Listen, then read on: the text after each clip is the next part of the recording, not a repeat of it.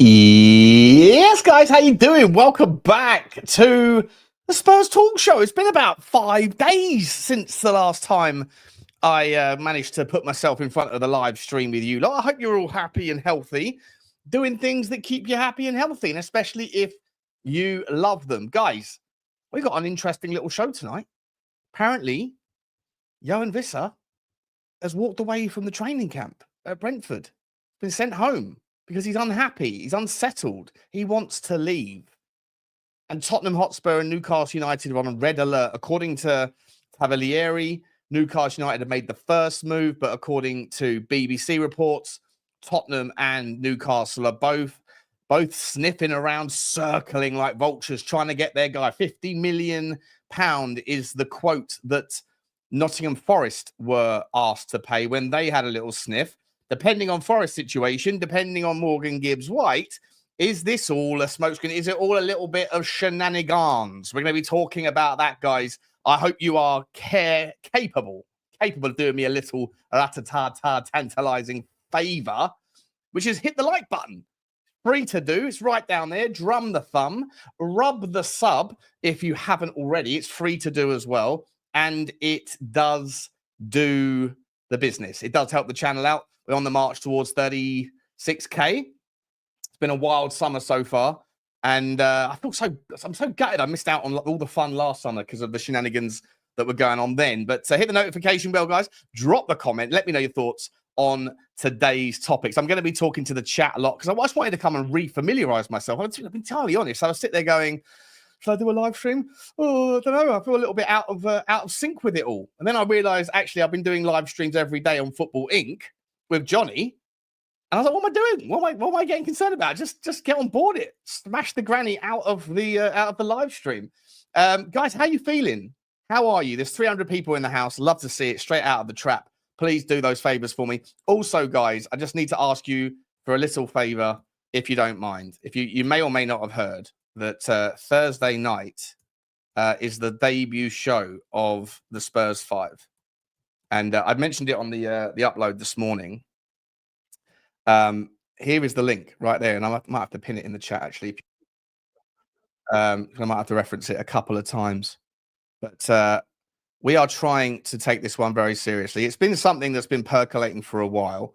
Obviously, there was issues in the past with myself and Stel and things, and we decided not to do anything together in a debate format because we weren't in a good spot. We weren't sort of friendly enough. And then Sabah and I have had we're great mates now. At times we've had fallouts. Lubo and I have a fallout every time we get on the stream together, but we're great mates behind the scenes. Obviously, Johnny's my boy. There's lots of little kind of individual relationships amongst the 5 of us that are going to be absolutely explosive at times. I think it's going to be a belter of a show.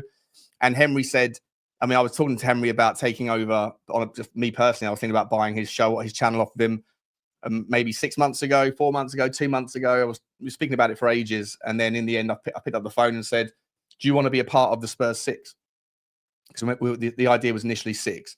But Henry couldn't commit. He's got too much going on, getting married and all these things. And so he said, no, I'm not interested right now. Maybe later on. But I said, oh, can we still push ahead with the channel thing then? Because there's obviously a lot, like back in the day. I don't know if you guys have been around long enough, all of you, to remember there was something called the Spurs Review that was on Henry's show. It was a Sunday night chat. Sorry, not Spurs Review. The Spurs Corner it was called. Sorry, Sabah shows the Spurs Review, isn't it? It was similar to Sabah's Sunday show, and that used to get wild. And so I just thought it'd be a really good idea just to kind of move that channel over, because that audience that he's already sort of cultivated would be perfect for what we're trying to do here. So if you guys are interested in it, it's just a way to see if we can, do something that's a little bit sort of I'm not going to say it's different, is it? Because a lot of the shows are all very much like that anyway. But something that we can do as a project together, try and get 5 heads, 5 different ideas, 5 different creators all working and pushing in the same direction, rather than it being on individual channels and that. So we shall see how it goes, guys. But if you'd like to support the journey on that one, we really appreciate it. Thursday night is the debut. I know it's ruffled a few feathers in certain corridors, dark corridors of the the Tottenham YouTube space, or whatever you want to call it. And I love to see jealousy for no reason, just being enacted in really weird mannerisms by toxic people. But listen, it is what it is. You know, it is what it is. You're never going to please everybody, so make sure you please yourself. Anyway, guys, we got a hell of a lot to talk about because Johan Vissa. Sorry, I forgot to ask. So the link is pinned in the chat to finish off that little side section. The link is pinned in the chat. Please, if you wouldn't mind, just tap it, go over there and smash the subscribe, and then you'll be notified when the content is coming. Thursday, 8 o'clock. Put it in your diary. It should be fun. But let's find out quickly how some people are doing, and then we're going to talk about it. I don't know how long I'll be here. Maybe listen, if it goes well tonight, I've got nothing on for the rest of the evening, so could easily be going for a while if you fancy it, guys. Vissa wants Newcastle, says Sasha. Well, Newcastle want Vissa. Vissa wants Tottenham, in my opinion, and that's the opinion that's been shared by loads and loads of people above Tavolieri in the pecking order. Although I do respect Tavolieri, Ash, but we shall see. Newcastle are certainly making the first attempt. They're pushing forward, but it is a game of dominoes here, and it is one of those really interesting scenarios where you've got Nottingham Forest, Newcastle, and Tottenham that are engaged, right? But Newcastle's fan base are getting a little bit edgy, a little bit restless because they've been doing what Tottenham fans want Tottenham to have done over the last 2 or 3 years that I've been doing this space. Just like, why can't we just go and get these guys? Go and get a insert tier 1 footballer there.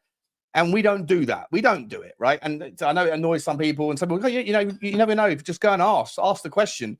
But Newcastle United have really been trying to do that this year. They've been really trying to increase their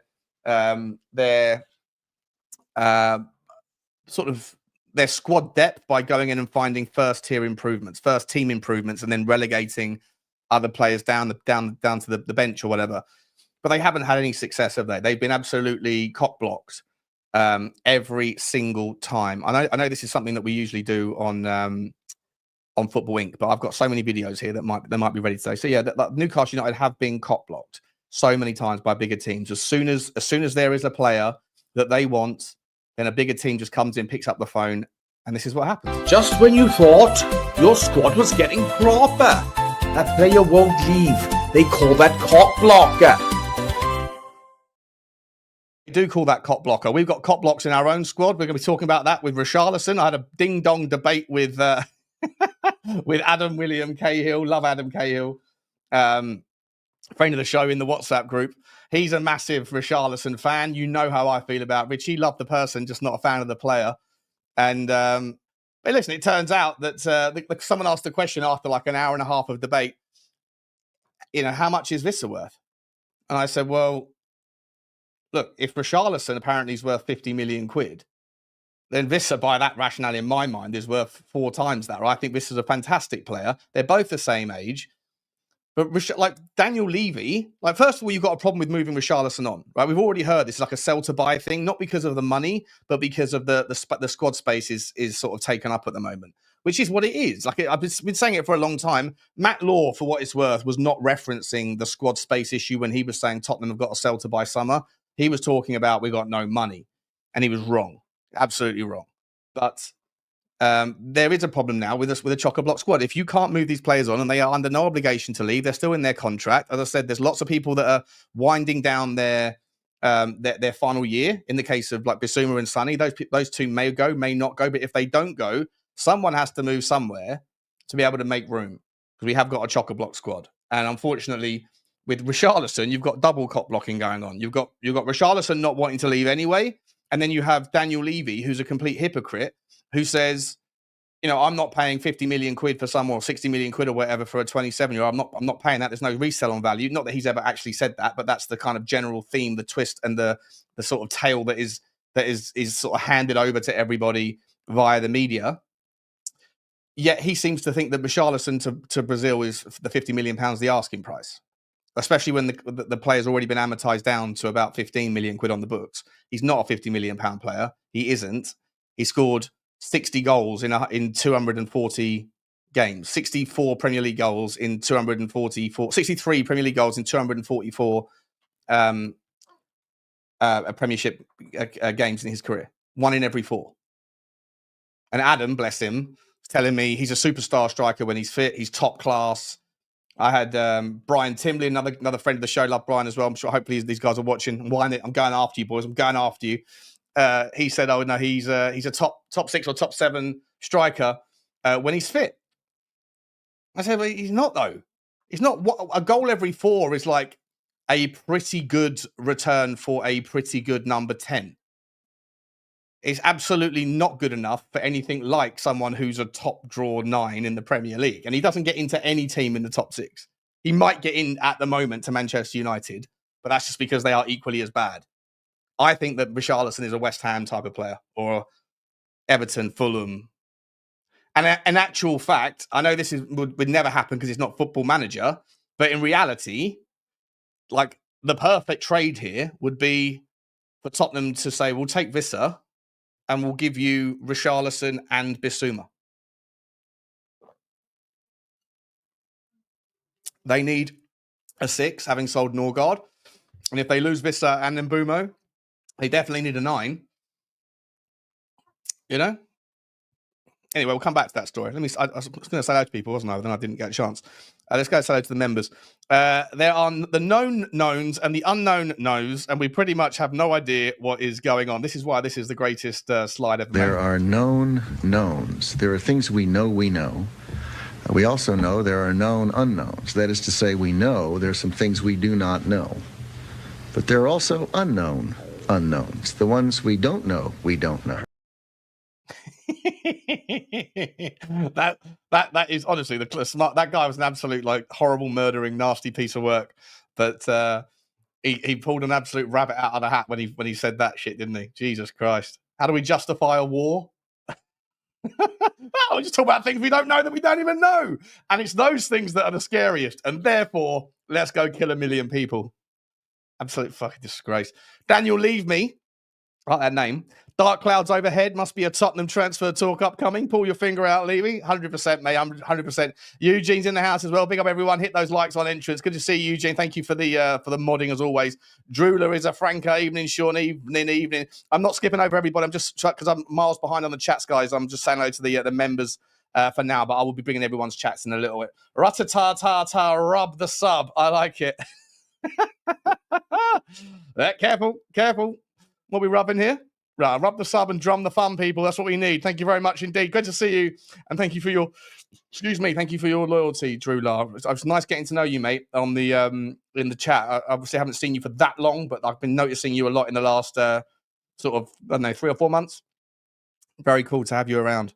We don't get that, you like the lesser spotted, unless you've just got a female picture on. Maybe you're a man, but I don't think you are. I think you're representing yourself, Drew. So it's nice to see a lady around here. We don't see too many in the chat. It's always nice. Who else we got to say hello to? El Dante, good to see you, mod chief and member. Thank you very much, guys. Good to see you. El Dante, all good in the hood. Who else we got? Maha Artist, we need to move on. We do need to move on. I'm going to be moving on right now because Morgan Gibbs-White is a boring story, isn't it? We've got to talk about what are we doing here? What are we doing? Are we hanging on to the Morgan Gibbs-White thing? Is there like an element of the Vissa story? Is it all shenanigans, people? Is it all shenanigans? I'm not entirely sure. We're going to try and chew that over together through logical rationalism. All right, that's what we do on a Tuesday night at 6:15. Maha Artist, we need to move on from Gibbs-White. Too many moves are happening and we are sat on our hands. Yeah, 100%, mate. Opportunity cost. And when opportunity knocks, you have to open the door. And I think that there's situations that are percolating out there where you're going to start seeing, you know, that game of like Guess Who? Do you remember Guess Who as a child? I don't know however old you guys are, but when I was a child, there was that board game called Guess Who, where you had all the faces that you'd flick down. And I feel like at the moment we're doing with like there's like ding ding ding ding ding ding ding ding. Has the guy got glasses? Yes. That's what's happening because of Morgan Gibbs-White. We are losing our faces. I feel like we spoke about this on this morning's video. Malik Fofana, little fella, left winger, really great player. We were linked with him 2 months ago. He's at Leon. Leon are going to sell him, I think, because Leon are broke. Did you know also, little ipso facto here, Leon are owned by John Textor, right? Ex-owner of Crystal Palace, who also owns Molenbeek in Belgium and also owns Botafogo in Brazil. Leon, John Textor took $90 million out of Leon's books and transferred it to Botafogo so that Botafogo could buy 2 or 3 players that helped them win the Copa Libertadores or whatever the sort of the Champions League thing is in South America. What are we doing here? I mean, how is that even legal? I've heard about like fudging the books and robbing Peter to pay Paul, but imagine Leon going, "Wait, what? We're in financial crisis and we almost got relegated. We had 90 million that came out of our accounts to go and pay off a couple of players in what the fuck?" Imagine if we had him as our. And I remember people telling me, Daniel Levy's so bad, I'll take anyone. Anyone but him. I said, anybody. You would take Jim Ratcliffe. Yep. You take John Textor. Yep. Anyone but that cancer. Bozos. Some people are absolute bozos. Anyway, where did we get to in the hello skis? Tom Martin's in the house. Good to see you, Tommy boy. Good to see you, Tom. We've got Destiny in the house as well. Good to see you, Dest, as always, my mate. Spurs fan. John's in the house. Good to see you, Johnny boy. Danny D. Sean, we really act like a small club. We need to sell Biss or Benta to get Polinia, or we have to sell Richie to get Vissa. Big clubs get the player, then tell the player go, or you won't get registered. This is it. This is the only leverage that you have. This is the only leverage that you have, Danny, is you bring in a player and you say to the guy that you want to go, look, I understand that you want to stay, but it ain't working. The problem is that before you can do that, you also have to figure out whether there's anyone that wants to buy the player that is currently digging their heels in. Now, with Bissouma, there'll be takers at a certain price point. There will be takers. Unfortunately, Bissouma's only got 1 year left on his contract. I think he's earning like 80 grand a week, if I'm not mistaken. So that's about 4 million quid a year. 4 million quid's left in his book, right? He's probably amortized down to about 5 million in valuation and then 4 million in wages. I think we paid 25 million. This is his 5th year. So he'll be valued at about 5 million quid, give or take, on the books in terms of amortized spend. And then 4 million in kind of in costs incurred or cost yet to incur. So like, I don't really accept the notion that we can't bring in a Polinia or a Douglas Luiz or whatever because we can't move on Bissouma. Because what you can do is bring in a Polinia, bring in your Douglas Luiz, bring in your Arden Jashari, bring in whoever the fuck it is we're looking for. By the way, you know, Morgan Gibbs-White, I don't think is part of that equation. I think we can still bring in Gibbs-White. I think that's not a problem. It's after Gibbs-White, then you have a squad block issue. And to me, I think that you could bring in whoever you want to play in that 6 role and then essentially tell Bissouma you're surplus, recommend that you find a new home, tell your agent or speak to the agent and say, look, 10 million quid or whatever is what we're asking for, 11 million quid. And if they say no, which they might do, he doesn't want to leave, say, well, okay, fair enough, but you're not going to be playing. So it's up to you if you want to just waste a year of your life. But then ultimately what you could do is either not register them at all or just end up terminating the contract.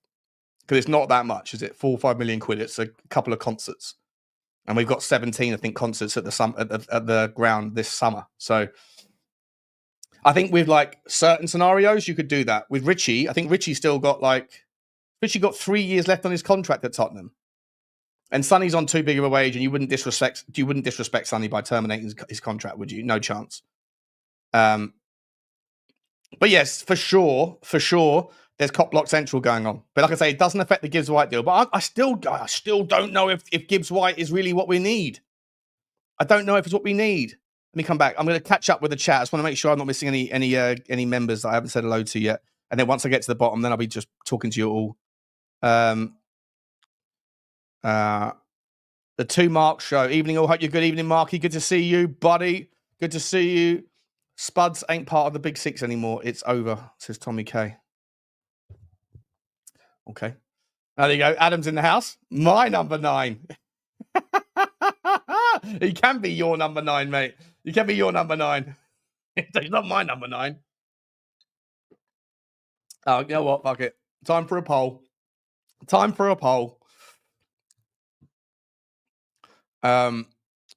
This is going to be specific so that Adam and the guys in my WhatsApp group know this.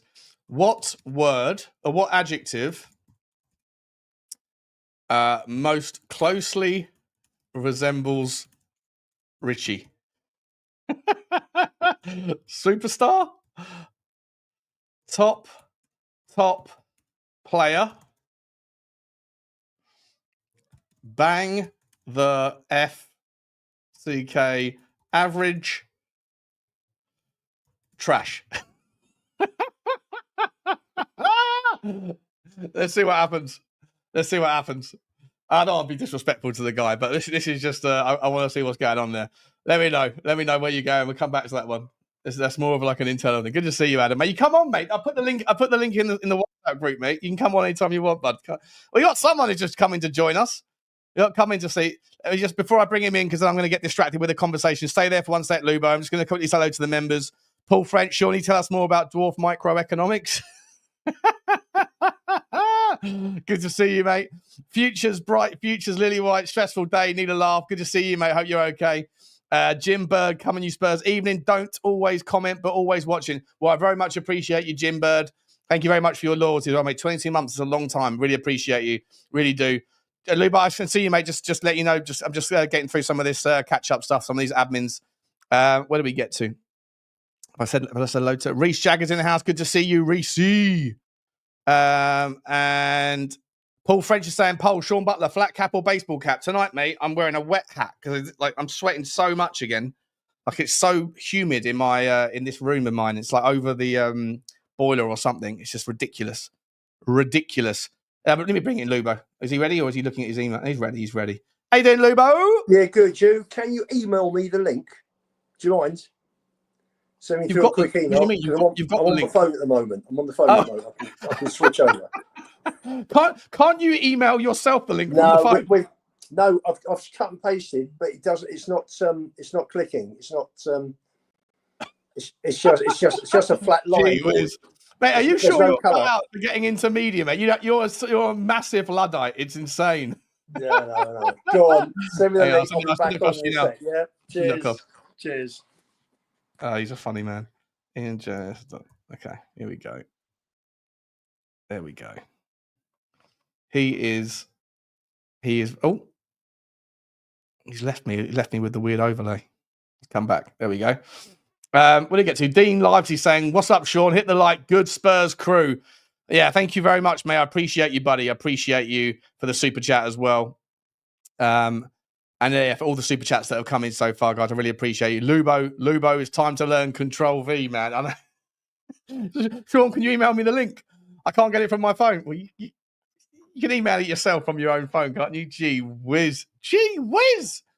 What are we talking about here? Let's have a look. Okay, we've caught up. So Richarlison found his level at bottom half Everton and should have stayed there, says Scott. Scott, it's not often that you and I see eye to eye, although recently I think we have seen a bit more eye to eye, mate. I completely agree with you. I've never been a fan of his. And this is not me hating on him since he's been a Tottenham player. The second that we were linked with him, hello, mate. The second that we were linked with him, I was like, no. And do you know what else? I remember being in the We Are Tottenham TV WhatsApp group back in those. This is before I had my own WhatsApp group. And Luba, I'll bring you in here. I remember at the time, do you remember it was the same summer, in the first couple of weeks of the summer, first like 3 weeks, we were linked with Anthony Gordon. And it was just after Anthony Gordon threw his toys out the pram at Everton, right? And he's trying to force a move. And I was like, and Tottenham were linked. And I was like, we have to get this guy. We have to get him. He's a baller. He's an absolute baller. His work rate, his energy. I remember when Tottenham beat Everton 5-0 a year ago at the time. So 3 years ago, or whatever, 4 years ago now. And I was like, he was still chasing. He still cared, even 5-0 down. He's a proud guy. He's brilliant. He's only going to get better. And everybody in that chat, everybody was saying, Sean, your talent ID is so poor. And they might be true about that. They might be right about that. But on that particular one, I nailed it. And then about 2 weeks later, Tottenham to Richarlison was heating up. And I was like, oh, come on, no, not him, please, no. And then when it dropped for 50-odd million quid, whatever the price was, 55 or something, they were all going absolute baller. I was like, oh, this is the worst. This is the worst signing, the worst way to drop 50. When Tottenham finally get over the end on Bele mistake, Lubo, and then they go and drop the next big clanger on Richarlison? Well, I think Everton at the time wanted 50, I remember, and I think Newcastle got him for around 40. But Anthony Gordon. Yes. Yeah. But he who shall not be mentioned now refused to pay the 50 million. So that was. Mate, I'm actually in the mood tonight to have a crack at Daniel Levy because I think he is participating in the double cop blocking of Richarlison leaving the club. It's one thing to convince Richarlison to leave. It's another thing to convince somebody else to pay the money that Daniel Levy is apparently asking for him, which is mad. Well, apparently, according to those reports with South America and that, like Palmeiras and Fluminense are interested, but it's going to take 50 million quid to get him out of the club. Jesus. Like, and that Vicario guy, is it Tim Vicario? Something. Tim Vicario. Yeah. He's saying, that he's heard from good, reliable sources, whatever, that Daniel Levy wants basically his money back. I'm like, how are you doing that on the exit, but you don't have the same consistent logic on the way in? Unless you're going to do that and drop the 50 on Vissa, and then I'll say, okay, we net it off as fine. But generally speaking, he has turned away from signing Eze. Right, he didn't want to sign Eze essentially because he doesn't think that there's value in signing a 27-year-old for 60 million. So I'm on the Daniel Levy. Well, if it is him, whoever it is, Vinay, whoever it is that's doing these things right now, it's really frustrating. Doesn't help the football side, does it? Again, it's about balancing the book. Now, I understand there's balance in the books, but sometimes you got to take a dive on something. And if it's going to cost you 10, 12, 15 million, but that money will be made up plus, by bringing in someone who's going to make the team, going to take the team to a high level, then, 5 league places is 15 million. So yeah. I don't get it, and he would have written down Richarlison's value on the books. Yeah, I was just saying, it's probably, if we bought him for 50 and he was on a 6-year contract and we're about to enter the 4th year, then he'll be down to 30. About a little bit less than that. Yeah, 25 million on the books, which is what you take for him, right? He's not maybe a fully fit version of him, but someone that's missed about 80% of football in the last 2 seasons. You should be just lucky to get him off the medical books because he makes space on the medical on the gives a room for someone else. I know.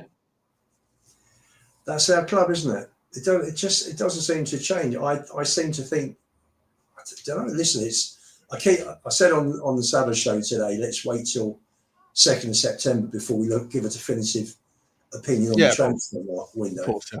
But is anything changing? Is anything changing under Vinay? I mean, he's running it now, from what I'm told. What's going on? It's the Gibbs-White thing is such an unnecessary. Like, again, I hate to use this phrase. I'm overusing it to the point where it's getting a little bit sickening. But like, we are cop blocking ourselves. Forest are cop blocking themselves. Listen. If I'm not suggesting for a second that there's no truth. Of course, there's truth to this notion that he's going through a difficult time with his wife, and the timing of it is incredibly inconvenient for everybody. But like, and dare I say this out loud? I don't want to sort of even suggest it. But like, imagine if. We signed him and then something was to happen with a negative outcome, then you'd have a guy that's absolutely distraught and heartbroken. Like, with all of those complications and the stresses and the unknowns. I'm not talking about this from a Tottenham perspective. I'm talking about it from a human being perspective. Is it not probably better at this stage to just sort of say, let's pick this up in January, maybe, and then move on? There are difficult pregnancies, and the hospitals look after the mothers, and they get through them. There's no, all I've heard is she's having a difficult pregnancy. I've had friends over the years that quite a few have had difficult pregnancies. Doesn't mean anything disastrous, that there's going to be a tragedy. Okay, cool. Okay, I'm completely ignorant on that stuff. I've got nowhere near that. I'm not an expert on pregnancy, obviously, but from what I gather, she's having a hard pregnancy. Yeah. But like, it just feels like that's another variable in the conversation that is already complicated. The other thing that Marinakis, I don't think, has taken into account is that if players see what he's doing with Gibbs-White, a player's going to want to join, thinking, do you know what? Maybe 2 or 3 years down the line, if I want to move on, I'm going to have a problem to move. Is this the club for me? With this chairman, is he going to make life difficult for me? So he's doing himself up there. Yeah, it's a bit of cutting his nose to spite his face sort of thing here. For sure. But in the meantime, we're also doing the same thing. Like I've tried to. I don't know. Obviously, I don't know anything. Right? I've never pretended like I'm an ITK. I don't know any. I hear things all the time, but like I'll always use the things I hear and throw them out as potentials on the content because that's what that's interesting stuff. But I'm never ever someone that I don't know anybody at the club and yada yada yada. But I do think that this particular one, like, there's joined up thinking here that if you have triggered a clause and you think you've done nothing wrong, and Nottingham Forest owner is just refusing to answer the phone and at the same time making the player play where he could get an injury when you have triggered the clause, then if you have done nothing wrong, then and it's the agent that maybe has, then you as the owner of the club that's done nothing wrong should be furious with Nottingham Forest owner for behaving the way they're doing and making essentially your player playing games that he could get injured. And at the same time, why aren't you saying to the Premier League, hey, what's going on here? We've triggered the clause. It's in the contract. Like, you can't just not answer the fucking door. It's like, when you got the bailiffs at your door saying you owe us money. You go, la la la la la la. It's madness. Or be angry with the agent and say, pick up the phone and speak to your client's club and say, what's going on here? Something's not right. Something is very suspicious about the whole thing. Isn't it with the Premier League though? At the moment, are they not doing their investigations? No, because it hasn't been. There's been a complaint made, but not legal pursuit or something, as far as I've been told, or so far as I've read. But like, it's just a. Well, they've got to investigate that, Sean, if a complaint's been made. Yeah, now, Spurs are probably waiting. They're keeping their powder dry. They're still there. If Spurs have done nothing wrong, and to be honest with you, I honestly don't think they have. I think this is a situation where a chairman has been caught out, quite possibly wasn't aware that there was a release clause or what the release clause was, maybe, and he's just looking to buy time, A, to try and persuade Gibbs-White to stay at the club, or B, to bring in players before he gets rid of him, before he lets him go. So. I actually think. Do you think that there's like, what's the resolution here? Like, at what point is there a resolution? And is the reason why we're not finding a resolution because of what's happening in his personal life, and that the agent and the player are going, look, right, for this second, I'm not interested in Forest. I'm not interested in Tottenham. I'm interested in my partner, and that's it. Maybe. And if so, mate. It comes back. If it was like a game-changing player, a player that was like, if it was an Adam Wharton, for example, and it was at a reasonable price point, and everybody was like, this guy is the game changer, the needle mover, the whole filler, the all-encompassing, everything the fuck we need, then I'd be okay going, okay, let's wait and see. Let's wait it out because it's worth it. But with Morgan Gibbs-White, I'll ask you the question, Luke, because I'm not convinced that he is that essential for our needs. I think he's a good player. He's an improvement on what we have, but I don't think he's not fixing an issue. He's just improving on a mediocre part of our squad. If it's 60 million for Gibbs-White and it's 60 million for Eze, and the Gibbs-White thing is stalling, go and get Eze. Bring him in. For me, why wouldn't we? Why don't we? I don't understand why we haven't. I genuinely don't understand why we haven't. We've got an issue. You can play Eze off the left initially, and for me, go and get Eze. And if you can get Gibbs-White as well, then get the two. Let me ask you about Vissa, though, mate. Do you think that this Vissa story? So he's walked away. It's a really interesting story, to be honest. He's basically turned around and said to the new Brentford coach, whose first couple of weeks on the job, Like they've gone away somewhere, wherever they are, warm weather training, and said, "I'm not happy. I'm not happy. I want out." Okay. You know, my brother Brian Mbumo's gone, Norgard's gone, new owner, right? Well, He wants out. He's like rats off a ship. again, And, I mean, how true it is, I'm reading on Twitter tonight that Spurs are in for Vissa as well. yes, this is on BBC as well. I've got the story here. Is it? And they Sammy Motbell saying that Brentford have turned down 25 million from Newcastle. 25 million, and they told Nottingham Forest it would be 50 plus. Mm-hmm. Now that they've sold Mbumo, do you think the 50 plus becomes 55? No. Or do you think the fact that Vissa has said, I'm not happy, I don't want to be here, I want to go home, you know, that now that Brentford are in a rock and a hard place between keeping an unhappy player by demanding an unreasonable price? He's 29 years old, right? 29 years old. It is a lot of money for look, 19 goals, no penalties. It's pretty impressive in a Brentford team. Was that not Solanke the previous season? Virtually? Correct. Interesting. Yeah. Talk to me about that. Yeah. What do you think about Solanke this year, mate? Do you think Solanke's good enough to lead the line? I think he's going to have a better season than last year. I think the way Frank plays will suit Solanke much better. He got 24 GA, didn't he? He did. No, 26 GA. Which isn't bad. In all comps. He scored 16 in 45.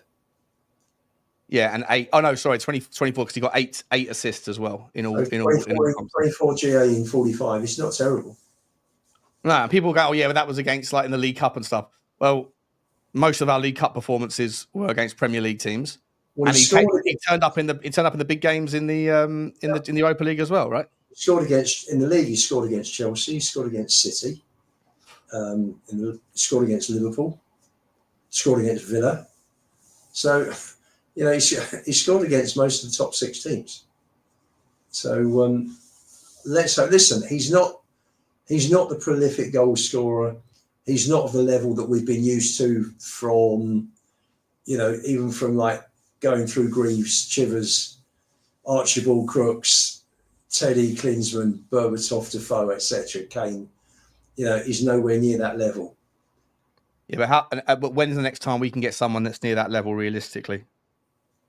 Would you go for Sesko?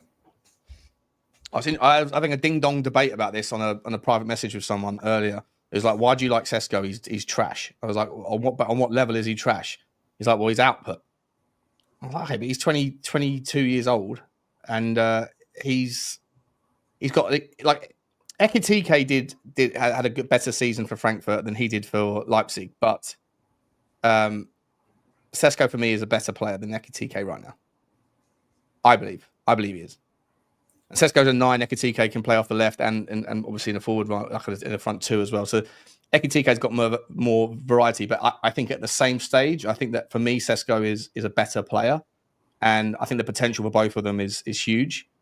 But I do think that Sesko will end up going to a Premier League club. I'm just not sure if it will be Tottenham or Newcastle. I think both of them will come. I'd be over the moon if Tottenham put in a 60, 70, whatever it's going to be, £70 million bid for him. Yeah. Does Tony want to come back to the Premier League? Would you take Tony? Yeah, definitely. How did Tony do in Saudi Arabia? So no idea. But that's, I mean, it's levels below the Premier League, isn't it? I mean, he must have done all right there. He's out there for the money. He must have scored a hatful. He's part of CAA Stella, the same group for people that mismanaged the Morgan Gibbs-White situation. Let's have a look. See, he scored the Saudi Pro League in 30 games. He got 23 goals and 4 assists. Fair enough. Not bad. 27 in 30. Yeah, 90%. How old is he now? He's 29. Okay. What do you reckon? How much do you reckon? I haven't even thought about Ivan Toney, to be honest. Would he come back? Would you want him back? Gambling guy, bit of a donut, no dickheads policy. But then Thomas Frank worked with him, right? So they were mates, so there was no problem there. Yeah, that's the only reason I would bring Tony back. Is that and does Tony start in front of Solanke? Yeah, definitely. 100%. For me, 100%. Yeah. I'd take a punt on Ivan Toney. As long as Thomas Frank. This is the thing. One of those things where you have this no dickheads policy thing. Yeah. If it's Thomas Frank that's saying it, you have to also trust Thomas Frank to be able to gauge it, right?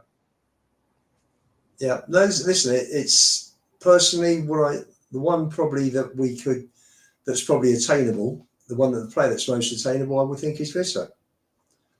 So go and get him. Go and get him. Sell Richie, get 30 for Richie, and if you've got to put another 10 in, I'm sure you could probably do a deal with Brentford for 40 million. It's funny how other clubs seem to do deals with Brentford. We wouldn't pay 40 million for Raya, but somehow he went to Arsenal for 30. Yeah. So, there we go. We've got Sabah in the house. Hi, Sabah. Yeah. Hang on. We'll get rid of that. We'll get rid of that as well. How you doing, buddy? I'm all right, man. Got about 20 minutes before the wife gets home and I get beaten up for being on the internet again. Where was she at work? Yeah. Yeah, she got a proper job. Is she? Yeah. Yeah. Can't blame her. Just super quick before I bring you in, Sab, 1 second. Just got a couple of super chats, guys. Andy Lester, big up, Sean. Loving the content. You make me laugh. Appreciate that, mate. Never trying to make people laugh. My takes might be ridiculous at times, but I appreciate you, mate. Thank you very much, super chat. And Big Country Chris, how do I get on the WhatsApp group, mate? I need to know you first, mate, because I don't like my number being out there. So I need to find a way to get to know you. But what I am going to do is I haven't actually started it yet, but there's actually a link in the description for a Discord. But I haven't actually set it up. I sort of set it up and then didn't actually do anything with it. So it's in there. I don't know if everyone wants to go and follow that. Then in that way we can all act like we're in a WhatsApp group without having to give out telephone numbers and things. But appreciate you, Chris, mate. If we get to know each other, mate, and you're a sound lad, which I'm sure you are, then we can get you in there, no doubt. Just quickly, guys, do smash the like button if you haven't already. Hit the subscribe. Oh, we've got 3 of the Spurs 5 here, guys. I'll spend a couple of seconds before we get back to Richarlison and that. Sav, how excited about the Spurs 5 starting on Thursday? You go first. Yeah, me. Super. Oh, you're on mute, Sav. Sorry. Right. Go on, Lubo. I'll let you go first. Yeah, no, look, excellent. Just looking forward to it. Can't wait. I'm feeling the love already today. Yeah, the love comes in all shapes and sizes, doesn't it? From all parts of the globe. Yeah. Sav, you excited about it, mate? Yeah, I'm looking forward to it, mate. Definitely more than others out there. I can tell you. Yeah, I am looking forward to it. It'll be good. It's just 5 guys talking football. It doesn't need to be that deep, does it? It's just 5 guys talking football. People want Spurs content. They didn't want an echo chamber. There's definitely not going to have an echo chamber. What's not to like? Yeah, there's the least. I think it's got the least amount of walls in it. There's no chance of any echoes going on in that particular thing. It's going to be soundproofed. Deadened on the sound. There's no echoes coming out of there at all. Let me ask you this, Sav. The story tonight is about Yo and Vissa. I think we haven't really got into it. Every time I ask Lubo, then Lubo gives me his answer, and then I wander off in a different direction for some reason. Do you think that Tottenham's interest in Vissa is somewhat predicated on the pressure that it will put on Nottingham Forest to pony up the outcomes with Morgan Gibbs-White, similar to how Liverpool phoned up Newcastle and said, look, we'll let you have Ekitike as long as you let us have Alex Isak, but you're not having both. And they went, well, you're not having Isak. Well, then you're not having Ekitike. And then 20 minutes later, Ekitike is a Liverpool player. What do you think the story with Tottenham to Vissa is, or Vissa to Tottenham is? I think we're a bridesmaid. I think what I've seen tonight from Ben Jacobs, Alex Crook, Ornstein, they're all saying that Newcastle are bidding. And they all end with the sentence, Spurs interested. And you're like, cool. If we're interested and Newcastle are bidding, at what point do we go, I'll tell you what, we might chip in. Yeah. Have they already put a 25? Sorry, Luke, did you say a minute ago that they've actually had a £25 million bid rejected already? Yeah. And then Ornstein said they're going back in with a 30 million. So it's going to. What's the right price, you reckon, guys? Do we do a Chelsea on Tottenham and wait for Newcastle to put their final bid in and then come in at the end?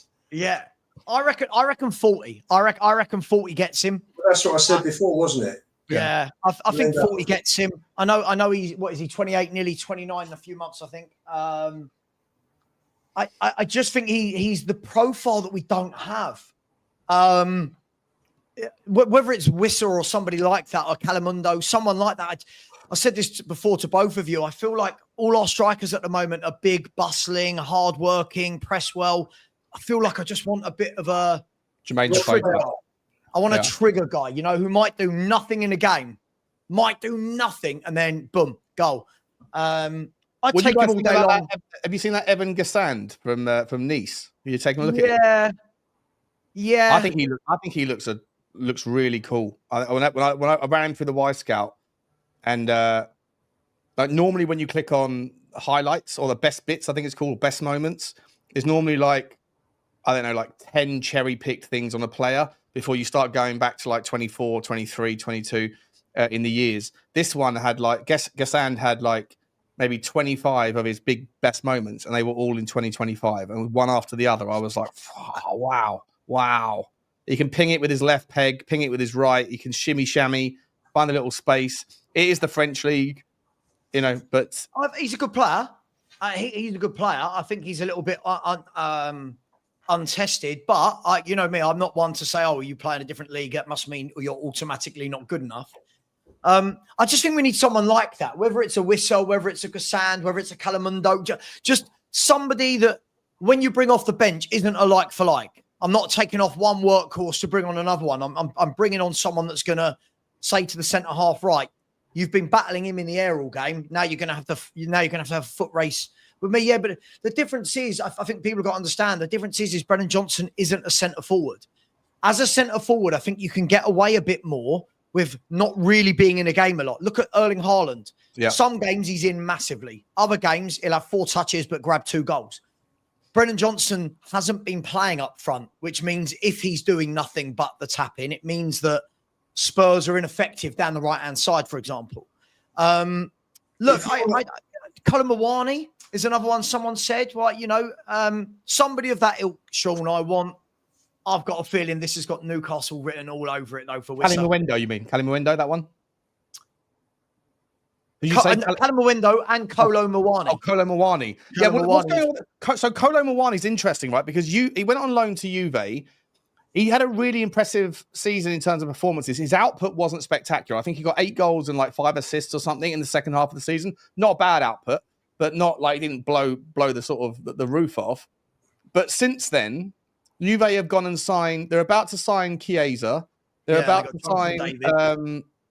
They signed Jonathan David yet? Yeah, they signed Jonathan David. They're also about to sign the other FC, Francisco Conceição. He's just arrived over there. He's another great player, and they're looking at 1 or 2 others. So like I don't really understand how it is that Kolo Mawani can still fit into Newcastle into Juve's system, and consequently, if he's not going to go there, maybe. I mean, I think all that PSG want for him is 40. They want half the money, so they paid 90 million euros. They just want 45 million, something around that price point. Obviously, his wages would be a bit of an issue. Would you guys take Kolo Mawani? All day. Yeah, versatile. He rejected us though, didn't he? Like in January. Yeah, he rejected us. I think his wages are okay, aren't they? I'll have a look. One sec. I'll have a look. Sorry, it's my face. You're right. When I said Chiesa, I meant Conceição. Sorry, I got the wrong. It was FC, 2 FCs. Yeah, it's not Chiesa, it's Conceição. Chiesa's going somewhere else, isn't he? Roma or Fiorentina, I think they're linked with. We also may have another centre forward on our books already. Thinking outside the box. Voskovic. Absolutely. Oh, God. Look at Sabah just roll his eyes. Sabah can't even stand you saying he's going to be a great centre-back. Now we're repositioning him up the top end of the pitch. Was it you, I said? Was it you, Sab, that said, you know, all the clips are about him scoring goals? Yeah. Rather than defending. Yeah. Well, he came on and scored a lovely goal on Saturday, didn't he? Bang, instant. Ball came across, back in the net. I do think he could be a really useful tool to throw up. Yeah, either from set pieces or just if you're down 1-0, sort of like how Harry Maguire's used, you know, for Man United, late in games, injury time, you need a late winner. He might be a guy that can just sort of mix it up and throw some curveballs in there, you know. his ability to time his jump and the fact that he's got 5 inches on the average player is and he's still got 3 years work before his body stops growing. He could maybe get up another 2 or 3 inches out of him, couldn't he? You know, he is exciting, but Sabah won't get on board any of this stuff until he's at least 30 games in. I can't be excited by 28 years old. I can't get excited after 45 minutes of watching a kid score from a corner. I don't know about you guys, but you know, when I grew up and I was taught about scouting players and monitoring players, it wasn't based on 45 minutes of football. But sure, I thought he was going to say Lancashire. I'll be honest. I thought he was going to say Lancashire as well. I thought he was going to say Lancashire. You know what do you guys think of Will Lancashire though? Because there's something about him for me. Whenever I've watched him, I feel like he gets in some really clever positions. I feel like he's just got like that little bit of like sort of centre forward intelligence where he finds himself in some good spots that, you know, you either kind of understand the game or you don't. Like his IQ seems quite smart. He hasn't done too much else apart from, you know, a couple of goals in, you know, one in Galatasaray and obviously the other day. But like he hasn't done too much else. But whenever I've seen him, I always seem to feel like he's in the right place whenever I'm looking. You know, I should never be thinking. I see this with Solanke last year. You know, when you see him doing those sort of divert runs or detours or whatever, pulling players out of position, you're kind of going, you should be in the box right now, Solanke, because we're in a position now where you need a number 9 there and there's no one there. Whereas whenever I've looked at Will Lancashire at a live game, I've never felt like he's in the wrong place. If that makes sense. Yeah, just quickly, Sean. By the way, Mawani's on €89,000 a week. Kolo Muani, really? I'll tell you what that is. It's about Kolo Muani's on 89 grand a week. Really? It's about 75. 89,000 euros. Yeah. Oh, 115, isn't it? 89 divided by 115 divided by 1.15 is 77 grand a week. I love when Lubo gets out the old school calculator. The rest of us, Lubo, we just know that it's whatever the number is in euros, just knock about 10% off, give or take, and we just go, it's about 80 grand. Lubo wants to know exactly what he's getting paid. Oh, yeah, I just make it up. Yeah, I make it up. Yeah, but I'd be interested to go back in and have a little chat with him. Say, listen, I know you let us down, but come here, you'll be our number 1 striker. It'll be 130 grand a week, 125 grand a week, whatever it is. I think that would Since then, we've got a proper manager and a European trophy. So things have changed quite a bit since January. How much would you be willing to pay for him? They want 40 million. Yeah, but is that if you can get, according to reports, 45 million euros, half price? They want their money. They want half their money back, essentially. I'll calculate it out again. 39 million, 39.13 million. 39 million, get 30 for Rishi, and you basically swap plus 9 million in effect. Yeah, so, yeah. Absolutely. Why not? Okay, so who would you rather? Kolo Muani for 40 or Vissa for 40? Different type of striker, different type of player. Totally. I would probably go with Vissa because guys, I've got to jump. Cheers, mate. Sorry. Cheers, Sam. So if you fancy redirecting afterwards to me, cheers. Yeah, of course. No worries, buddy. Bye-bye. Is because Vissa's been with Frank, that's where I would go, purely for that reason. Because you're mitigating the risk. Yeah. I think it's less of a risk. Frank knows Vissa. Vissa knows the way Frank plays. You bring Kolo Muani in. Is he gonna do well? Hasn't been great at Juventus. You know, it's a good player, but he you know, not every good player does well at every club they go to. You know, there could be a number of reasons why it doesn't hit for them. And I'd go and get Vissa. Go and spend 40 million on him, get 30 million from Richie. I'm sure the Brazilian clubs could probably find 30, split over 5 years, whatever. Away you go. Let me ask you. Sorry, mate. Go on. Finish your point. Sorry, buddy. You know, Vissa, Lancashire, and Solanke. They're your 3. Plus Vuskovic as a possible. Yeah. Let's go back to the centre back spot right now, because there's Duncan Castles, I think his name is. who's saying tonight that is it here? Where is it? Where's my thing gone? Here we go. Yeah, Duncan Castles has said that Tottenham are about to, or have actually officially, according to Castles, no idea. We have officially put in a £61 million bid. Have we got another person coming in? Hi, Brian. How you doing, mate? Hi, Shawnee. How are you doing? Good, buddy. Have you met Lubo before? No. We've Hi, chatted Brian. on WhatsApp. On the WhatsApp group, we have. Yeah. Just on the WhatsApp group. So my we're camera talking. isn't working great there, so I'm on the phone. I hope it's okay. But That's fine, mate. No worries. We're talking about we're just moving the conversation back down the park because Duncan Castles has come out and said that Tottenham have put in a £61 million offer for Ilya Zabanye, but at the same time, Fabrizio Romano came out today and said stories that Tottenham are interested or Tottenham have actually approached Bournemouth are at this stage wide of the mark, and that PSG are up in their bid. Sort of first and foremost, would you agree with me that you tend to lean towards Romano's take rather than Duncan Castles? But more importantly, I don't even know who Duncan Castles is, so yeah. He's a journalist. He used to be pretty big, and then I think he disappeared for a while. He's come back this summer.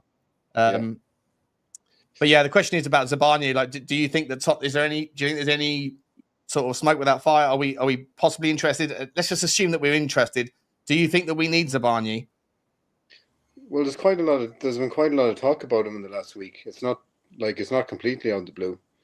So yeah, it depends. I've been saying that I think Frank is big on like one of the fullbacks to tuck in. So I'd say he's okay with one centre half playing out wide as a fullback that kind of tucks in and doesn't kind of bomb forward. So I was saying that I think Van der Ven might be used in that way because Van der Ven isn't great in the air. He's not going to be used in the same way as he was under Ange. So I think that he still has a lot to learn playing in a normal system, to be quite honest, you know. So I can see him being used at left back quite a bit. So if he's thinking that way, then he probably does want another centre half.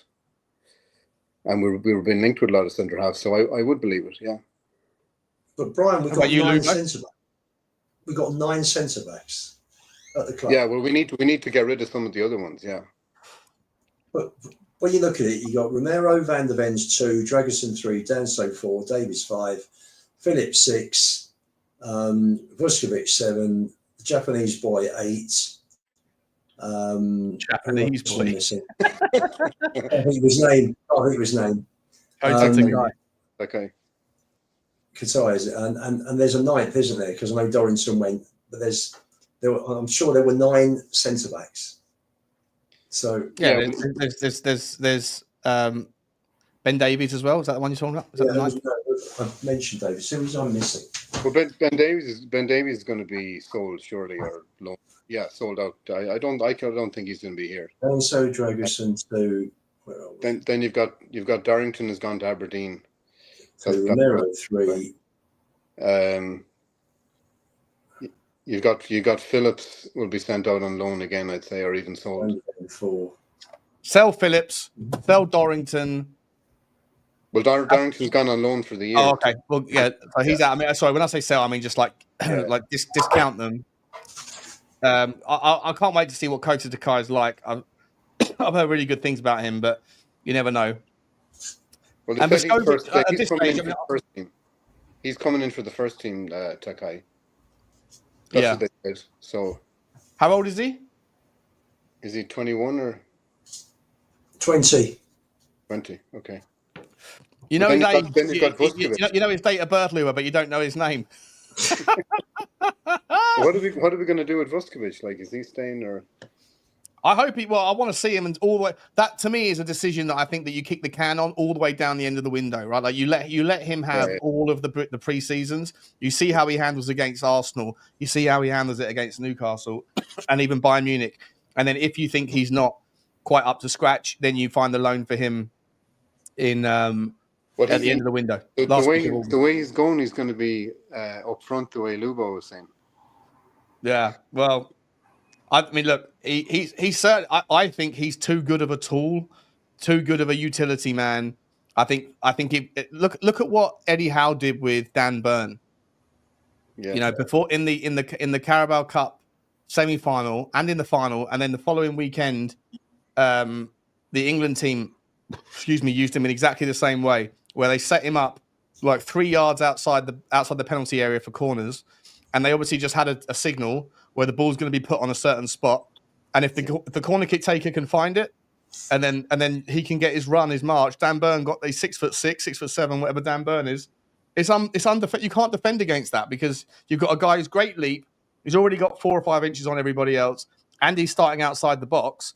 Like, what are you supposed to do? Man mark him? You can't man mark a guy that's standing outside the box. So that guy's always. It's such a clever play by Eddie Howe, and Tottenham have the ability to do that exact same thing. Imagine if you had the best set piece guy in the Premier League potentially, with the best set piece coaches and the best set piece manager in the Premier League.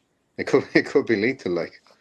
It could be lethal, yeah. I said this a while ago. I think that Tottenham are going to take set pieces so much more seriously. If you're looking for those additional 15 points that you need, you should hopefully, if you're trying to close 31 points to get from where we were to what would have been 4th or 5th spot last year, I think you get probably 20 points extra just from having the additional discipline and organisational skills of what Cochrane and Thomas Frank and the rest of the team can put together in getting the team organised and more balanced.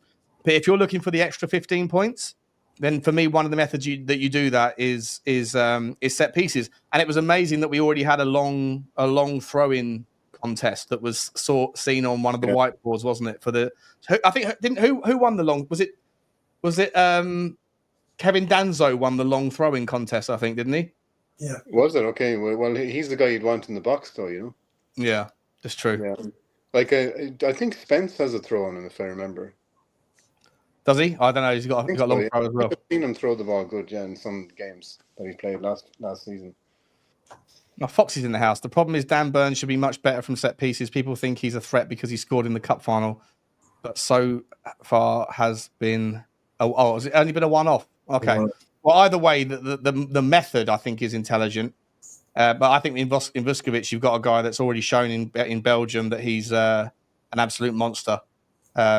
And looks like he's not just a big guy, but he's got the sort of Peter Crouch footwork as well. You know, that kind of skill set. Lubo, how excited are you, Lubo? About I know you love getting excited about one of the youth prospects. Where do you place Vuskovic in the kind of pecking order of our youth prospects right now? In terms of centre backs, I don't know about Sakai. I hear he's very good as well. Dragison's injured. I will probably think that Vuskovic is number 4 behind Romero, Van der Ven and Danso. And you're right, Brian, whatever, he may decide to play Micky on the left, mightn't he? And I actually think Van der Ven to get up and down that's quite likely down that line. I don't know. It's going to be interesting to see how he plays because he does switch tactics mid-game, doesn't he? Oh, sorry. Was that the suggestion? So that the reason why we're going to get another centre back is because Micky van der Ven might be utilised as a left back at times as well. Yeah, but also like Zabiarni is that type as well. He's a kind of a good ball player that maybe could play as an inside fullback as well if necessary. But Zabani plays more off the right. He's a right footer. I know he's ambipedal, but he's more of a. Yeah, no, he's right-footed, but he is technically, I think he's ambipedal because he's very capable with his left foot as well. But no, his right foot is the stronger one, according to all of the different websites that I look at. But yeah, and he can play off the left, and I think Kevin Danso was tried on the left-hand side. I'd love to see it, Brian, if you'd be onto something there. If in one of the maybe on Luton or something, you see Micky van der Ven get shoehorned out to the left-hand side to have a little left-back role because he is someone who can really get forward. He's got that pace, that unbelievable pace, and we saw against Manchester United that when he just drove the ball forward, it was like no one wants to get in the way of that guy running at pace, and he's got the ability to close control it as well, and whip the ball in. So it's another great idea, that Brian. I hadn't thought of that. If you see the way Frank sets up as well, he positions the guys in a certain way where the inside fullback if he's sitting there, the space opens up for him as well to ball carry. So he's like he's not stuck there either. So it's like, but you're sitting more, but it's still there. There's still space in front of the guy to run into if you want. Like, and then Van de Ven, if he sees a gap, he's going to go for it. Like. So do you guys think then? Sorry, Lubo, were you going to say something there? I was just saying that you saw Van de Ven pushed on the left. You saw Udogie pushed up, didn't you? So you're sort of flooding the midfield a little bit more, and you're playing three at the back in effect. Because if Udogie pushed up, Porro sat in, didn't he? So, well, he did more. So he was going forward as well at times, but yeah. It's Hang on, Udogie didn't play with Van de Ven. Right? Van de Ven played in the second half, didn't he? No, that's right. No, but I'm just saying that based on the tactics of both halves, if you think that Porro, Udogie, Van de Ven, and Romero are going to be your opening four, then the way he started, the way he played on Saturday, you would have Porro dropping across with Van de Ven pushed out left and Udogie pushed up into midfield. I wonder whether or not, like, now you got me thinking a little bit that because Tottenham obviously need another centre back that can play off the left and a left back, presuming that Ben Davies isn't the guy, right? And we've been talking about the likes of Pierre Hincapié would have been one, probably not leaving Leverkusen anymore. The other one was David Hansko, who ended up moving to Turkey he's gone to Saudi. What a waste! He's gone to Saudi, yeah. You've got Vuskovic, who, I mean, look how he took that goal with his left foot. I mean, I think Vuskovic is Vuskovic would be on the right side though. I don't think he's a left. He's a right footer. So he can kick with his left foot. No, I know. Yeah, I'm two-footed, really, isn't he? Yeah, I mean, you'd hope that most players that are top level prospects are capable, but in terms of like, are they balanced? What's their preferable foot? But if you're saying, and I really like the idea. The one thing I would say though, I saw people saying that we were playing with a back three. I disagree. When I was at the game at Reading, Destiny Udogie was hanging on the touchline, whereas Pedro Porro was certainly more infield. But Destiny Udogie wasn't like waiting for the ball as a midfielder. He picked the ball up at the same height as Pedro Porro, but he would just drive the ball forward, do 1-2 triangles or whatever, and then get forward. And I think people were sort of assuming, therefore, that we were playing more of like a 3-5 or like a 3-4-3 at times, like a back three in that model. But it really, as I experienced it, at least, it wasn't that. Like Destiny Udogie was just given the license to get forward, but every time he started the move, he was still playing as a fullback, not as a winger. It's still kind of a hybrid. Like, it's not going to be absolute three at the back, whatever. Like, it's going to be people going into half spaces and different, like, and one's more inside and one's more on the outside, and like it's not an exact science. Like, it's kind of, well, Frank has an exact science, I'd say, but it's going to be not like more dynamic than absolute, you know. Yeah. But it was really how would you say it, calming to watch a team set up in a way where you're actually organized when you don't have the ball. Sure. You know, like we were playing two at the back and a high line, and now like when it's the right time, we go into a mid block, we go into a high block, we go into a low block. Yeah. No, he's going to be way better, right? Like in terms of tactics and. Well, what was interesting, Brian, is that when Reading had the ball, at least in the first half, we weren't pressing them at all. It was like we weren't doing the high press. We weren't moving the entire team up, and that to me is okay as well. Like it's nice to have the press in your armory, but mix it up. Like they have these things in certain teams have it, and certainly in other sports, right? Like you have triggers, like you have signals, you have moments. In football, the press should not be a constant press. It should be based on triggers. The one thing I think Dominic Solanke needs to learn, and I think Mathys Tel needs to learn it as well, is that I got no discontent with their willingness to work off the ball and try and win the ball back.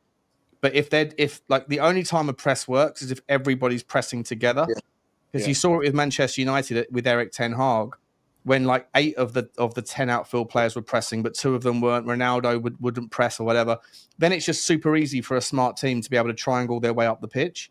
Because if someone's not pressing, then you always leave an out. But Right? you also can't constantly press, not just for that reason, because nobody can press all the time, even if they're trying to. Right. But also, if you're constantly pressing, like when you get played, you're not going to be in the right positions all the time to press, or it's not the right time to press, and you're going to have gaps. And good players will play out through you, and then all of it, like we saw this all last year. Then all of a sudden they're straight in your back line, and you 50-yard sprint back, and that's why our players are getting knackered and tired and injured all the time. Yeah, 100%. Lubo, just wanted to get your take as well, mate. Like, the press thing. And look, I see someone saying it was just a friendly against Reading, 100%. But it was our first observation of Thomas the Frank ball, right? So we have to kind of work with what we've got. But I love the fact that Lubo, the not only the sort of the split plays, the sort of diversity and letting them have the ball at certain times, recognizing that we didn't have all that pace necessarily at the back, therefore different horses, different courses. You don't want to leave someone exposed.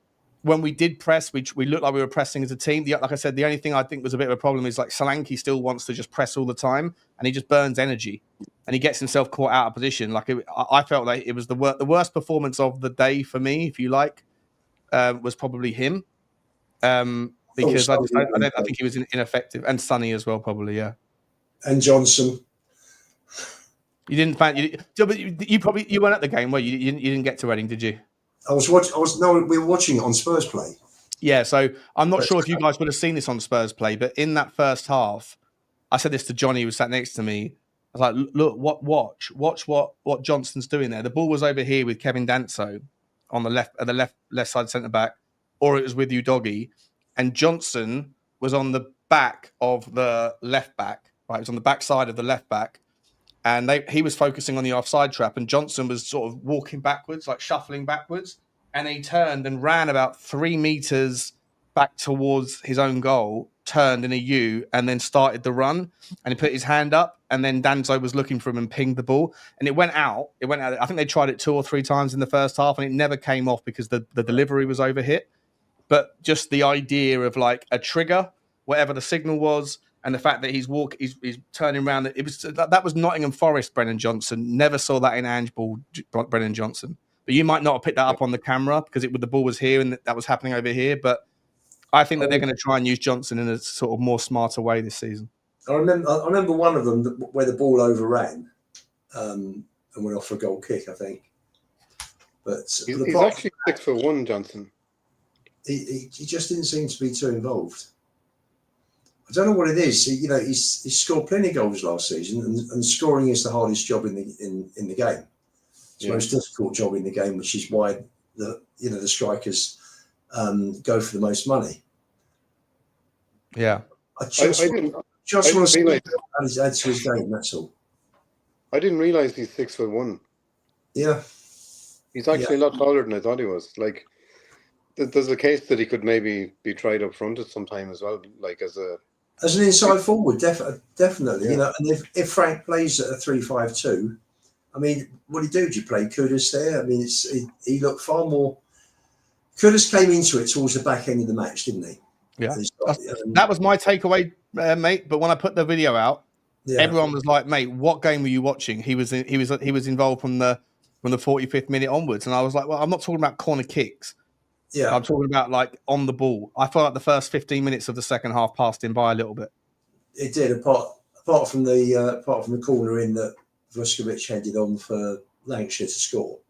Well, he starts. We were feeding everything down the left-hand side to Sonny, like we always do. When he's on the pitch, we have to feed like here comes the big aeroplane. I just feel like we're kind of like adapting ourselves to fit him, just like the same with Richarlison when he's on. In fact, just really super quick. I have to get a quick update on what happened with that poll. By the way, just have a look. Just real quick. I'll come back. I have a problem with that poll, Johnny. I know. Yeah, I know the words were. It's a little bit extreme again, feeding into the whole extremism of the opinions on Richarlison. Yeah, but we got the takeaway we wanted, right? So superstar got 5%. Top player got 16%.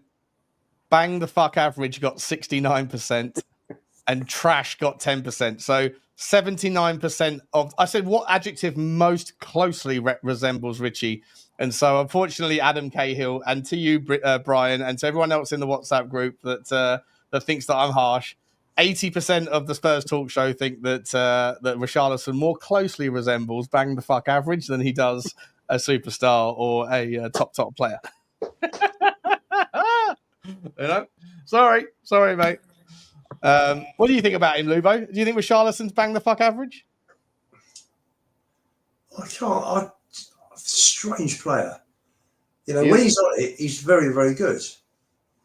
He's never fit, is he? He's just never fit. You know, the first season that he was at Spurs, he was Kane's understudy. So when he wasn't injured, he came on very infrequently. Because Kane, you never really rotated Kane, did you? If you were a manager. The next couple of seasons, I mean, he scored 12 in 13 games, didn't he, around the Christmas time? I mean, I remember being at Goodison Park season, what was it, 17 months ago. And he scored 2 goals that were just sublime from the edge of the box. Yeah. Which shows what he can do. He's just not prolific enough, and he's not consistent enough, and he's not fit enough, which is a shame. Because he puts defenders under pressure, changes the dynamic of a game. I remember, again, year before last, we went to Liverpool, I think it was beginning of May. We got absolutely hammered for the first 60, 65 minutes. We were 4-0 down. Richie came on in 70 minutes and the whole thing changed. I know Liverpool probably eased off as well. He scored one, made one, could have scored one. Should have had Van Dijk sent off in the 10th minute of the second leg of the Carabao Cup because Van Dijk he does cause mayhem, but I also think he needs 10 chances to get one on target. And he worked his guts off in Bilbao. I mean, in the end, he just went down with cramp. He worked so hard, tracking back, just getting stuck in. And he put it in, but he shouldn't be going off with cramp on 60 minutes in a cup. Yeah. When he played under Conte, I don't think anybody would argue he was good that year. He was awful. But he was carrying an injury. When he got that operation, he was changed again. He was changed back to kind of what we bought. But the biggest problem, he's never fit. So even when he is fit, he still needs 25 chances. And also, I think Adam thinks that I've got this vendetta against him. I don't, right? I'm not going to hear things about a player that I just fundamentally disagree with, and I'm not going to sit and go, oh, yeah, okay. But he's got other that way. I'm going to think that way too. I don't think that way. I think that even when he's fit enough to play, and if you're not fit enough to play, you shouldn't be playing. When you're playing, to me, Tottenham Hotspur adapt their entire system to accommodate him because he can't trap a bag of cement. He's got the touch of a grapist, and he's absolute bag of shit in every version of football, apart from in the air, causing mischief, being shithousery, and that's about it. That is and he's not 50 million pounds. I don't think he's technically as bad as nowhere near it. He's nowhere. I don't think he's technically as bad as you're saying, though, Sean. Tell me what teams he walks into right now. Yeah, you're setting me up here because you were laughing at me earlier when I answered that. Yeah, but I was laughing at your previous answer, but I'll give you. I'm not because the audience. I don't think he's completely out of place in the top 7. Put it that way. He scored 20 goals for Brazil. As a starter for Chelsea. Chelsea fans would go mental if they signed him. Arsenal fans would go mental if they signed him. Newcastle fans wouldn't want him, in my opinion. I could see him, Sean, at West Ham. Yeah. I could see him at Wolves. I could see him at Everton. Yeah. Yeah. Fulham, Crystal Brentford. Palace, Brentford, Sunderland, whatever, right? Anyone that's like Brighton. 10th down. He wouldn't go to Brighton. But Arsenal don't have a striker right now. They're probably going to get one, but they don't really have a striker. Yeah, but that doesn't mean, okay, I mean, I'd rather have Gabriel Jesus and I'd rather have Kai Havertz over. I wouldn't have Jesus ahead of him. I wouldn't have Jesus. What? Jesus he's gun shy, man. He's not going to win you matches. No, Sean. I'm not sure about those You two. wouldn't take Gabriel Jesus over Richarlison. Yeah, but Richarlison's Fully fit Jesus versus a fully fit Richarlison. You'd rather have Richarlison. Probably. But like he scored. Tell me, he scored 20 goals for Brazil. I've got to change the poll right now. Sorry, He scored 20 goals for Brazil in 50 games. Like he's got 1 in 4 in the Premier League. 1 in 4 is average for a 10, let alone a 9. He played left wing most of his career in the Premier League. He's only played about 20 games up front. That's not true. It is true. The end of his Everton career and about 15 games at Spurs then when he got fit. Hang on. Richie or Do you want to know his total career position, Sean? He didn't play against Brighton, did he, at the last game of the season? He's played 351 games and scored 98 goals. So that's 2 in 7. 300? No, it's not. Yes, it is. Yeah. Sorry, 1 in 3.5. Yeah. 100%. But he's played most of the time. He's played off the left as well, Lubo. You know, so it's. Yeah, but Gabriel Jesus also doesn't play necessarily as a striker, does he? So, yeah, we're going to find out what the rate. Listen, I think I'm in the mud here. 40 votes, and it's going towards Richie. For fuck's sake, what's happened to my chat? What has happened to my chat? My chat's been infested with people that don't know what they're talking about. Come on, people. What are we doing here? Sean, you have to raise your game for Thursday night, mates. You have to raise your game. I'm not saying he's a superstar or anything, but like he has attributes that makes up for the lack of, you know, polish and technique, which he doesn't have. Brilliant, like, you know, he gets amongst people. Like, he wins headers, he scores goals. He doesn't score that many goals though. He scores 1 goal in every 4 games in the Premier League. What are we talking about here? 300 and no 600. 351, 98. Well, as a striker, as a forward. What about Brazil? Like? What about his 340 games or whatever it was in the Premier League? 351 games, 98 goals. I'll tell you where he plays up front. He plays up front for Brazil, and he's got 20 goals and 50 caps. So what? Like, Brazil have got the biggest drought in 9 talents. Yeah, but he's played well years. for them, hasn't he? He's played well for them, yeah. He's still there. Has he played well? People are like, oh, that World Cup, that like overhead kick he did. 2 goals. Come on a minute. There was no one within 5 feet of him. He almost the first touch in that situation was horrendous. It was only because his first touch was so bad that he had to do the overhead kick. But there was nobody anywhere near him, and everyone was like, "Oh my God, Richie World Cup stunner!" The only reason it was a stunner was because his first touch was absolutely abhorrent. The guy has no first touch. Do you know what the funny thing about these Richie debates is? We all want to sell him, and we're fucking arguing. We're arguing about it like we all want to sell him. 55% to Richie, 45% to Jesus. You lot are mad. Where is Richie's chairman of the fan club? Where is he tonight? It's Adam King. Adam, I gave him the number. He's sat by a swimming pool having a dinner, isn't he? Oh, Johnny, you mean? Yeah. Oh, Johnny's out in Mallorca. Yeah, Johnny. Yeah, listen. Johnny likes him as well. Every time I bring up Richarlison on Football League, Johnny goes, "Let's move on." He doesn't want to have to defend him, in front of the obvious evidence that exists for everyone to see. Guys, last couple of questions for you. I do want to spend a little bit of time about this 6, right? So we got this Morgan Gibbs-White conundrum. We're in limbo. It's a nightmare. Regardless of that, I want to talk about Adam Wharton quickly. I know that Crystal Palace has said that they don't really want to sell him and he's happy to stay or whatever, and it's going to be 100 million quid. Do you, including the opportunity cost, right? Not just like, do you want him? Of course, everyone would love him, but bearing in mind that what you can't do if you sign him, you can't do other things. Is Adam Wharton your number 1 choice at that price point for that person? 22 Premier League games last season, 40 in total, I think it is. For £100 million player, or would you rather go and see us go after an older player like a Palhinha, like a Douglas Luiz, or whatever else? How would you like to see us fix our midfield before the season starts? Lubo, I'll start with you. I'd bring in either Palhinha or Douglas Luiz. Bring one. Yeah, that's where you go. Yeah, and for me, a Palhinha, Gibbs-White with Maddison in front, I think would be a superb midfield.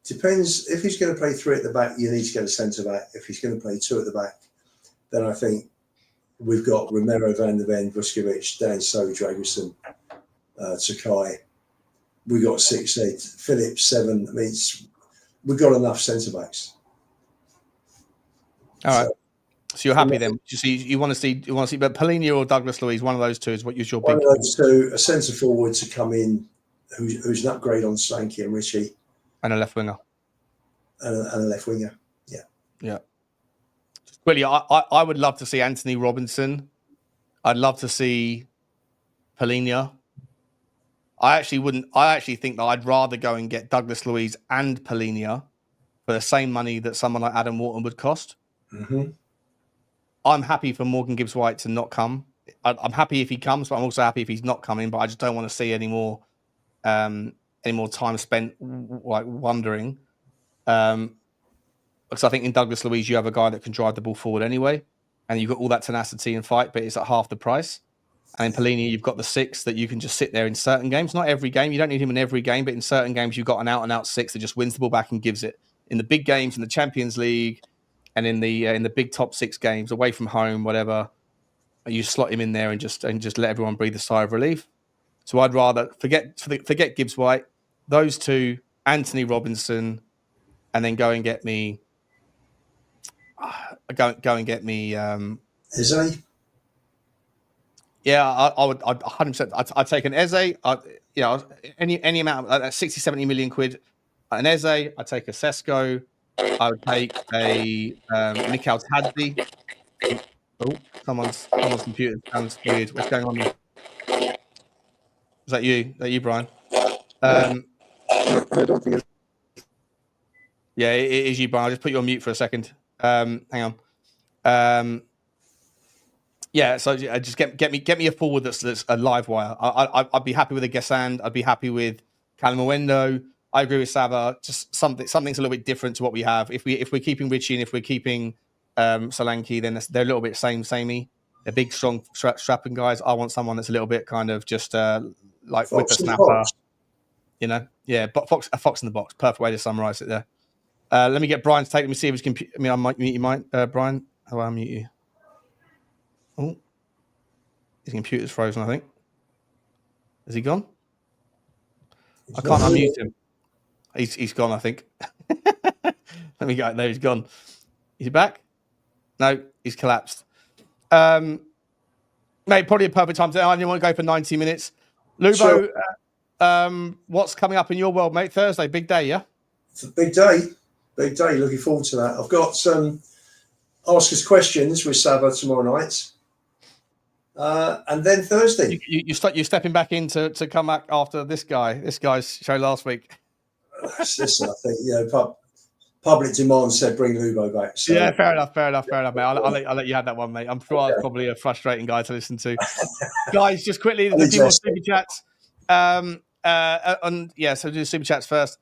Paul French, is there a Y Scout for wives and girlfriends or girl at the bar? That there probably should be. How do you rate them before you chase them? That'd be a fantastic app. Just take a picture and then you get all the details of their track record. What are they good at? What are they nightmares at? You know, the hot crazy Richter scale. Thank you, Paul. Emma Morton with a super sticker. Thank you, Emma. Choo. Thank you very much indeed. And Paul French is back in again. Why has Lubo logged on twice? Why has he got an accent? I think he's suggesting that you and Brian Timlin from a distance, mate, don't look too dissimilar. That's a little bit simple humour there, Paul. I think you're just you're making the assumption.